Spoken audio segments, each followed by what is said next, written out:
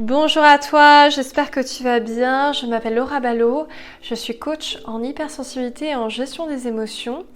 Et dans ce nouvel épisode de ton podcast favori, nous allons parler de ton intuition. Ton intuition, c'est vrai qu'on parle énormément de suivre son intuition et pour autant, on ne sait pas exactement ce que ça veut dire, on ne sait pas exactement comment le faire aussi. C'est pour ça que je vais t'inviter dans une série de podcasts qui va être réservée justement au fait de développer tes facultés intuitives. Alors déjà, c'est quoi exactement l'intuition ? On va peut-être commencer par là. L'intuition, c'est vraiment pour moi notre capacité à ressentir ce qui est bon pour nous. C'est-à-dire à se faire une impression des situations, des choix que l'on va avoir à faire ou même des personnes en se disant voilà, c'est tel choix moi qui me parle le plus, c'est tel choix vraiment qui me fait vibrer. Et c'est de suivre cette voix intérieure qui nous dit tiens, là ça serait intéressant que tu ailles plutôt par là. Ça se rapproche vraiment pour moi de nos envies aussi. Et très souvent, plus on va suivre nos envies profondes, je parle pas de besoins immédiats de consommation ou quoi, c'est pas du tout ça, mais des envies vraiment intrinsèques, plus on va être aligné progressivement avec nous-mêmes. Et à chaque instant présent, j'apprends à me connaître davantage en allant vers plus d'alignement. C'est pour ça que quand on parle d'alignement, pour moi, c'est pas du tout un objectif fixe où on se dit ça y est, je suis aligné. Je pense qu'à chaque instant, on avance justement lorsqu'on écoute son intuition vers plus d'alignement, vers plus de connaissance de soi. Pour moi, en fait, l'intuition, c'est un mouvement réflexif qui va vers l'intérieur de soi, qui va vers l'écoute de ses désirs profonds, de ses besoins profonds, et qui fait un petit peu le mélange de tout ça pour me dire tiens, c'est ça vraiment qui vibre pour moi. L'intuition, clairement, pour moi, ça s'oppose plutôt au mental, au contrôle. Parce que le mental, le contrôle, ça va être toute la matérialisation finalement de nos peurs. C'est exactement ça. Notre mental, il ne se préoccupe pas du moment présent, ou très peu. Il va surtout se préoccuper du moment passé, tout ce qui est la mélancolie, le souvenir, ou du moment futur. Et finalement, c'est lui qui va me maintenir dans une dynamique qui n'est pas forcément juste pour moi. Par exemple, si je suis toujours dans le souvenir de ce que j'ai été, je ne peux pas être finalement la personne que je suis à chaque instant. Je ne peux pas me redécouvrir à chaque instant. C'est comme si j'avançais, lorsque je suis mon intuition, vers une dynamique qui va vers la découverte de soi et d'un nouveau soi à chaque fois, comme si on allait creuser plus en profondeur vers la découverte du soi profond. Donc du coup, écouter son intuition, pour moi, c'est vraiment faire confiance à la vie. C'est arrêter de vouloir tout contrôler et d'avoir suffisamment confiance en soi, dans nos ressources, dans la vie en tant que telle, avoir vraiment la foi, au sens pur du terme, en disant je n'ai plus besoin de contrôler les choses, tout est parfait à chaque instant et tout vient à point nommé. C'est quand on a confiance justement dans le fait que tout est parfait, toujours, à chaque instant, que l'on va attirer des situations, des personnes qui vont correspondre aussi à nos désirs profonds. Encore une fois, on revient à la loi d'attraction qui dit que l'on attire ce que l'on vibre. C'est exactement cela. Et d'ailleurs, on a aussi Nelson Mandela qui dit soit je gagne, soit j'apprends. Je ne perds jamais. À chaque instant, à chaque moment de ma vie, lorsque j'écoute mon intuition, lorsque j'ose me lancer, soit je gagne, soit j'apprends. Et dans les deux cas, je retire quelque chose de mon expérience. C'est jamais quelque chose qui est vain. C'est toujours un apprentissage que je fais sur moi-même. Souvent, vraiment, ce qui va nous freiner, ça va être toutes ces peurs qu'on peut avoir. La peur du manque, le sentiment d'un manque de reconnaissance, la peur du rejet, de l'abandon. Tout ça, toutes ces peurs qui finalement disparaissent quand on vient nourrir ce dont on a besoin à l'intérieur de soi et non à l'extérieur.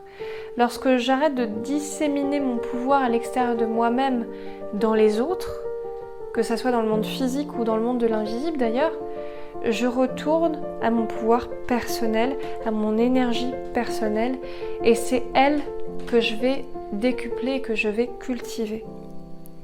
Alors comment faire justement lorsque je suis vraiment dans le mental de manière concrète? Comment je fais pour lâcher prise? Alors moi je vous propose 2 choses qui vont vraiment vous permettre justement d'aller vers ce lâcher prise.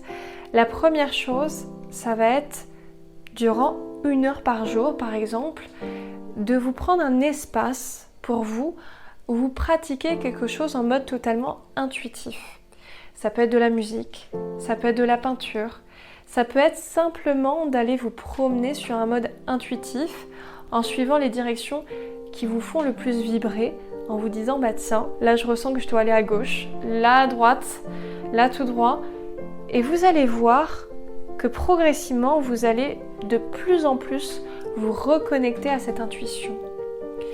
Le deuxième conseil vraiment que je vous donne, c'est pour lâcher le mental, de revenir au corps. Car le temps du corps n'est pas le temps du mental, le temps du corps c'est le temps de l'instant présent. Il n'existe finalement que dans l'instant présent, et c'est ça qui va être vraiment intéressant justement, c'est de travailler sur le corps. Ça peut être très bien au travers de massages, de qigong. Moi j'ai fait du chant lyrique pour ça, où la reconnexion au souffle permet à la fois un meilleur ancrage et puis une connexion aussi au spirituel. Et c'est ça, je trouve, moi, qui m'a permis vraiment de monter en énergie. Le chant lyrique, ça a été très profitable pour moi. Et je me souviens d'ailleurs que le premier cours de chant lyrique que j'ai eu, la professeure m'a vu arriver. Moi, j'avais fait en plus des grandes études à l'EDEC, en classe préparatoire, etc. Elle m'a vu arriver, elle m'a dit « Laura, tu n'as aucune conscience corporelle. » Au moins, c'était dit.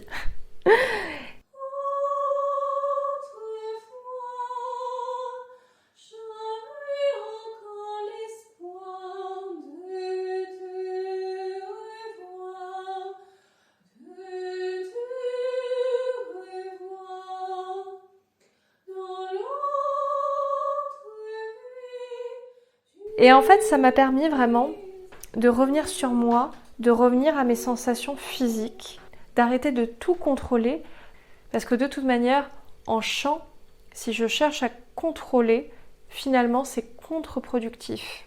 Et c'est là où on se rend compte que ce contrôle n'est plus du tout nécessaire, et où on apprend aussi à distinguer l'efficience de l'efficacité, en se disant, finalement, lorsque j'écoute mon corps, lorsque j'écoute mon intuition, j'arrive souvent au même résultat, mais avec beaucoup plus de fluidité, et de manière beaucoup plus alignée et beaucoup plus ancrée. Donc c'est vraiment cette idée de fluidité que je vous propose d'avoir.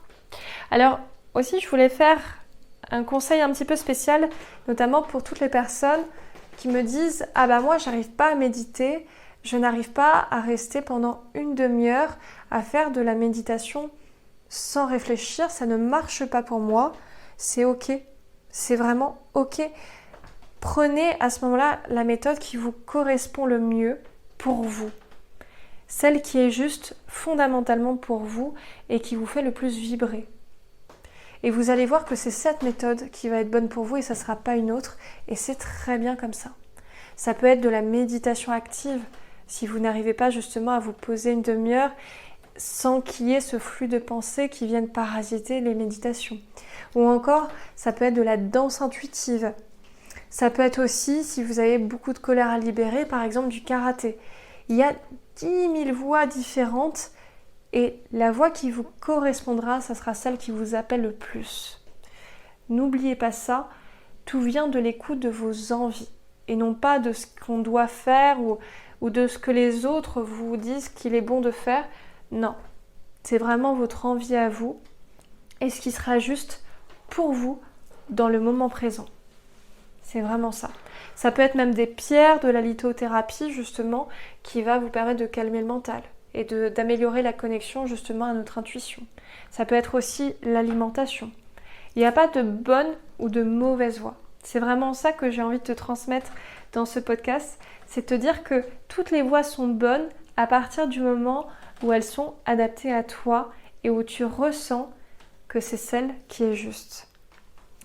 Donc voilà un petit peu pour ce podcast, j'espère vraiment qu'il t'a plu et je te propose donc de suivre progressivement et je te propose donc différents podcasts justement qui vont être sur cette thématique de développer ton intuition.